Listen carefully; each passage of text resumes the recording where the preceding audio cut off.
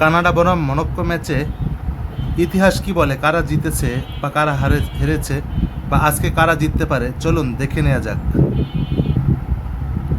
Canada এবং Morocco মুখোমুখি হয়েছে 4বার: 1984 সালে, 1994 সালে, 2016 সালে এবং 2022 সালে।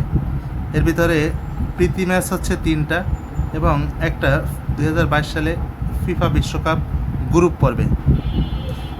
এই ম্যাচে ফ্রেন্ডলি ম্যাচে মরক্কো 3-2 গোলে বিজয় লাভ করে। কানাডা এবং মরক্কো ড্র করে। কানাডা এবং মরক্কো 4-0 গোলে মরক্কো জয়লাভ করে এবং ফিফা বিশ্বকাপ 2022 সালের বাছাই পর্বে কানাডা 1 মরক্কো 2 অর্থাৎ মরক্কো জয়লাভ করে।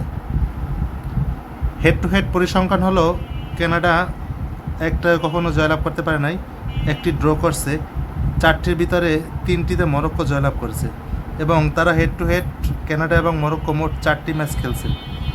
তো আজকের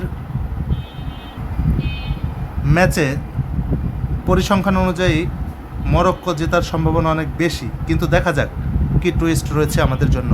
আজকে এ পর্যন্তই, ধন্যবাদ সবাইকে।